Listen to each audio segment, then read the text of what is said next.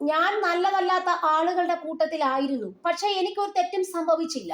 ജീവിതത്തിൽ നമ്മൾ എത്രത്തോളം നേരത്തെ ചില ബന്ധങ്ങൾ അവസാനിപ്പിക്കുന്നുവോ അത്രത്തോളം നല്ലത്. ചില മോശം കാര്യങ്ങളും സംഭവിച്ചിട്ടുണ്ടെങ്കിലും ആത്മാഭിമാനം വിലപ്പെട്ടതായതിനാൽ ഞാൻ അതിൽ നിന്നൊക്കെ കരകയറി. 49 വയസ്സായിട്ടും വിവാഹം കഴിക്കാത്തതിനെ കുറിച്ച് നടിയും മിസ് യൂണിവേഴ്സുമായ സുസ്മിത സെൻ പറയുന്നത് ഇങ്ങനെയാണ്: എനിക്ക് നല്ലതായി ഒന്നും തോന്നുന്നില്ല. എനിക്കിഷ്ടപ്പെട്ട ഒരു ജീവിത പങ്കാളിയെ കണ്ടെത്തിയാൽ തീർച്ചയായും വിവാഹം കഴിക്കും, അവർ വ്യക്തമാക്കി. അടുത്തിടെ നടനും മോഡലുമായ റോഹ്മാൻ ഷാളുമായി ഡേറ്റിംഗിലാണെന്ന വാർത്തകൾ പുറത്തു വന്നിരുന്നു.